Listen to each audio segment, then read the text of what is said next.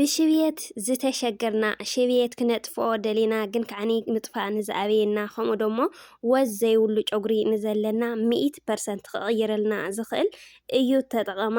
ሰላም ሰላም ናይ ዩኒቲዩብ ተኸታተልቲ ከመይ ኒአኹም ከመይ ትኾኑ? ኣነ ሰላም ኣለኹ እግዚአብሔር ይመስገን። በብዘለኹምዎ ሰላምኩም ብዙሕ ትርፊ የለለይ ኩራት ህይወተይ። ሓደሽቲ ነዛ ቻነለይ እንኳዕ ብሰላም ወጻኹም ናበልኩ ሰብስክራይብ ብምግባር ቤተሰብ ኩኑ። ቤተሰብ ዝኾንኩም ደሞ ሸር ላይክ ናገርኩም ምትዋዕኹም ኣይፈለየኒ ክብለኩም ይፈቲ። እሽን በኣርከስ ኩራት ተኸታተልቲ እዛ ቪድዮ ብላይክ ጀምርዋ። ሎማዓንቲ ሒዘልክን ዝመጻኹ ደሞ ናይ ጨጉሪ መጥቆሪ ወይ ከዓኒ መጸለሚ ሒዘልክን መጽአኒ ኢኹ ማለት እዩ። ስብየት ናወፀ ዘሸገረና ወይ ከዓኒ ቀለም ጌርናሉ ጨጉርና ክነጸሉ ሞዴሊና ምልቃቕ ንዝኣበየና ምርጥ ዝኾነ እየ ሒዘልክን መጽአኒ ኢኹ። ላበሰራርሑ ከብለክን እየ ማለት እዩ። ኣብዚ ዘዳለኽዎ ጸሊም ቀመም ወይ ከዓኒ ኣበሱዳ ማለት እዩ። ብተወሳኺ ከዓኒ ቅንፍር ንእሽተይ ቅንፍር ተጠቒመ ኣለኹ ብቁፅሪ 120 ፍረ ይኾን ማለት እዩ። ብድሕሪኡ ኣብ ከምዚ መጥበሲ ጌርና ደሞ ኣብ ሓዊ ብደንብ ጌርና ክንሕሙሰ ኢና ማለት እዩ። ኩራት ሕዋተይ ክሻብ ብደንብ ገይሩ ጽልም ልብል ወላ ዝቕንፍር ብደንብ ገይሩ ክሕመስ እኒአዎ ማለት እዩ። ብከምዚ መልክዕ ክሕሙሰ እየ ሓሚሰ ወዲእ ኣለኹ። ካብኡ ኣዝሒልና ክንወቕጠይና ማለት እዩ። ኩራት ሕዋተይ ሕዚ ለኣብነት ስብየት እንድሕር ደኣ ሃሊና ከም ዕድመና እንድሕር ዝወፀና ኮይኑ ፀጋ እዩ ማለት እዩ። ኣብ ለይ ዕድመና ኣብ 20ታት ናሃለና ስብየት ዝወፀና ዘሸግረና እንድሕር ደኣ ኮይኑ ግናይ ብከምዚ ጌርና ክንከላኸሎ ንኽእል ኢና ማለት እዩ። ኩራት ሕዋተይ ብእውነት ብጣዕሚ ጽቡቕ እዩ ተጠቕማ ይኽን ማለት እዩና ከምዚ ገይረ ኣዝሒለ ደሞ ኣብ መጥሓኒ ክጥሕኖ እየ ማለት እዩ። ክንጥሕኖ ከለና ደሞ ሻው ፓውደር ልኾን ክንጥሕኖ እኒአና ኣድክም ኣቢልና ማለት እዩ። ሕዚ ጥሒነዮ እኒአኹ ኣብዚ ዘይት ዘይትሁን ቀሪብ ኣለኹ ንእሽተን ማለት እዩ። ላኡ ግን ዘይቲ ክስኸሊ እየ ናተይ ናይ ጨጉሪ ዘይቲ ማለት እዩ። ግን ስኻትን ብዘይቲ ዘይትሁን እውን ክጥቀምኡ ትኽእላ ኢኹን ማይ ኣይነሓውሰሊ ማለት እዩ። ኩራት ሕዋተይ ዋላ ዘይቲ ናይ ጨጉሪ እውን ጥቀማ ትኽእላ ኢኹን ብቻ ግን ብዘይቲ ኢና ንልዕጥጦ ማለት እዩ።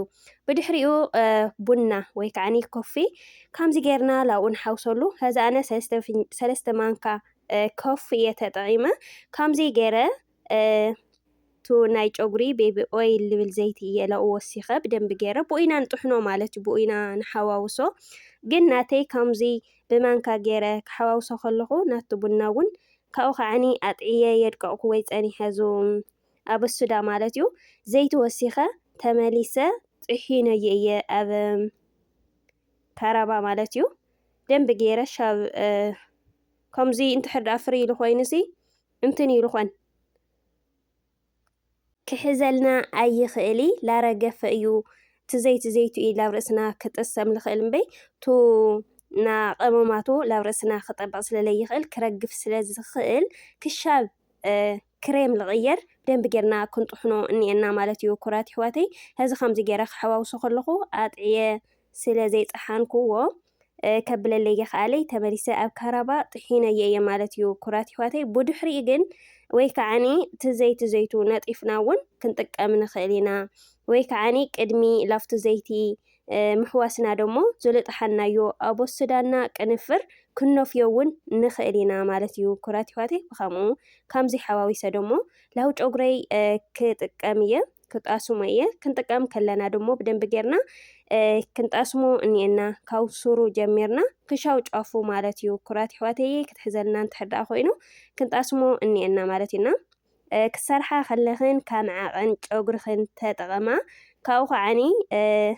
ብደንቢ ስቲ ከም ልለልክን ማለት እዩ። በዝሒ ጨጉርኽን ርኢኽን ተጠቐማ ኢኽን ኩራት ሕዋተይ እና ኣነ ደሞ ከምዚ ላገበርኩ ልኹሉ ክገብረሉ እየ። ኢደይ ጓንቲ ገይረ እኒአኹ ላብ ኢደይ ልኸይጽልመኒ ለእየ ማለት እዩ። ኩራት ሕዋት እና ብእውነት ስብየት ዝለኣብነት ኣብ ለይ እንትነኻ ኣብ ለይ ዕድመኻ ክወፀካ ከሎሲ ትስቀቕ ኢኻ ማለት እዩ። لا تشفنا خاف كنكد كم تجرنا بعدنا نتصلمو نخلينا خاو خعني بقلم نجورنا قلم كنجورلو انت تحد قلم جرنا له خوي الناسي لخن صدو نشجرينا مالتيو كاو تايل بحال تينتا دير بحال نسون تحد جرنا له قلم دمو نجورنا بطعمي يحاسيو ايو مالتيو ازي جن كاب كيميكالات نصا خوينو بعدنا نداليو ስለልኾና ዋላ ሓንቲ ጉድኣት የውልን ማለትና ከምዚ ጌርና ንከላኸል ንኽእል ኢና እምበር ብዕድመኻ ልመፅእ ስብየት ፀጋ እዩ ማለት እዩ ኣብ ለይ ዕድመኻ እንድሕር ደኣ ልመፅእ ኮይኑ ግን ብጣዕሚ እዩ ለብል ማለት እዩ ካብኡ ከዓኒ እንድሕር ስብየት ወፂኒ ኢልና ንብቁሶ ወይ ከዓኒ ንነቕሎ እንድሕር ደኣ ኮይና እቲ ስብየት ልወፀና ጨጉሪ ይባዛሕ እዩ ይበሃልና ከምዚ ጌርክን ክትከላኸሉ ትኽእል ኢኽን ካብኡ ከዓኒ ወዝ ዘይብሉ ጨጉረሉ ሓመድ ልመስል ዋላ እውን ተሓፂብካ ምንም ለውጢ ለይህበካ ማለት እዩና እሱ ትሕረሊክን ደሞ ከምዚ ጌርክን ተጥቁርኦ ትኽእል ኢኽን ማለት እዩ ክንጣስም ከለና ደሞ ከምዚ ዝብለክን ዘለኹ ልትዘፈር ይኹን ንኩሉሲ ክንገብረሉ እኒአና ብደንቢ ገይሩ ምእንታን ክሕዘልና ለኩሉ ምእንታን ክበፅሕ ኣብ ዝሕቢልክን ስራሕ ኢኽን ማለት እዩ ኩራት ሕወተይ ዝሓንቲ ገፀይ ኣነ ደሞ ወዲኤ ብከምዚ ጠቕሊለያ ኣለኹ ዝሓንቲ ደሞ ከምኡ ላገበርኩ ክገብረላ እየ ማለት እዩ ብተወሳኺ ደሞ ሒና እንድሕር ደኣ ክትውስኻሉ ደሊኽን እውን ዋላ ሓንቲ ፀገም የብልን ሒና እውን ትውስኻሉ ትኽእል ኢኽን ማለት እዩ ከም ምርጫኽን ኣነ ግን ስብየት የብለይ ብቻ ከጥቁሮ ስለ ዝደለኹ እየ እምበር ስብየት ስለለይብለይ ዋላ ሓደ ሽግር የብሊ ማለት እዩ ግን እንድሕር ደኣ ደሊኽን ኮንክን እውን ክጥቀማ ትኽእል ኢኽን ሒና ምስኡ ሓዊስክን ክጥቀማ ትኽእል ኢኽን ማለት እዩ ኩራት ሕወተይ ሕዚ ከምዚ ገይረ ደሞ ዝዘፈሩ ኣምፅአ ገብረላ እየ ልዚኣ እውን ከምቲ ትሪኡ ኣስተየይ እየ እኒአኹ ኣነ ማለት እዩና ኮፊ 3 ማንካ ስለልወስኽ ኩሉ ላኡ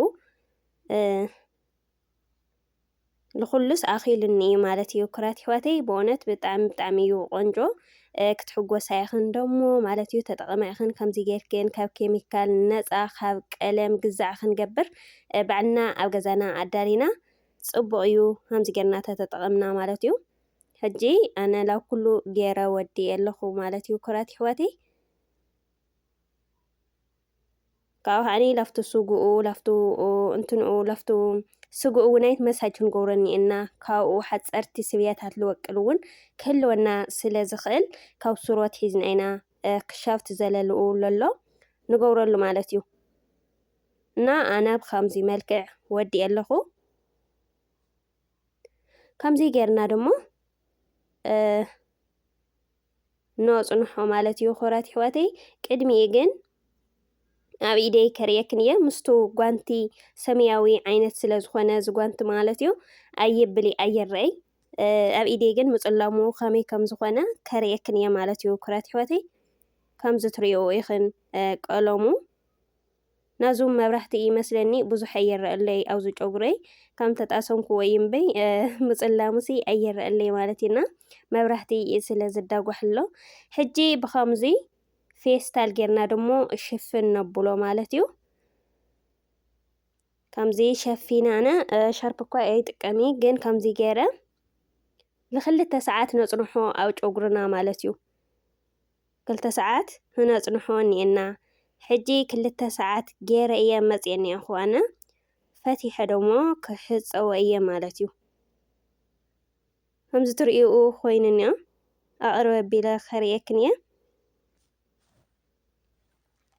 ከምዚ ኮይነሎ ማለት እዩ ሒዝለይ እኒኦ ኣነ ግን 2 ሰዓት የመላኺ ኣጋጣሚ ልደገ ክወፅእ ስለ ዝሃፀፅኩ ሓደ ፈርቓይ ገለ እየ ገይረ እኒአኹ ማለት ኢና 2 ሰዓት ግን ግድን ክትገብረኦ ቡልዕ ክተፅንሕኦ እኒአክን ማለት እዩ ካብኡ ላዕሊ እውን ተፅናሕኖ ችግር የብሉን ዝያዳ እዩ ክሕዘልክን ግን ትሕር ደኣ ገዲዱ ክትቅልጥፋ ወይ ከዓኒ ግዜ እንድሕር ደኣ ለይብልክን ኮንክን ግን 2 ሰዓት ይኣኽለክን እዩ ማለት እዩ ኩራት ሕወተይ ኣነ ደሞ ብከምዚ ተሓፂበ መፅአ እኒአኹ ከምዚ ትሪእኡ ሒዝለይ ዓንቶ ነበረይ ሕጂ ዘለይ ረእዩ ማለት እዩ ምፅላሙ ብጣዕሚ ተቐይሩ እኒኦ ፀሊሙ እኒኦ ማለት እዩና ከምዚ ጌርና ስብየት ክነጥፍእ ንኽእል ኢና ባዕልና ኣብ ገዛና ከይባዛሕ ንከላኸሎ ማለት እዩ ኩራት ኣሕዋተይ ከምዚ ዝበልኩኹን ብዕድመና ተኾይኑሲ ወላ ሓንቲ ችግር የብሉ ኣብ ለይ ዕድመና ልወፅእ ግናይ የሰክፈካ እዩ ካብኡ ከዓኒ እንድዒ ጨጉርኻ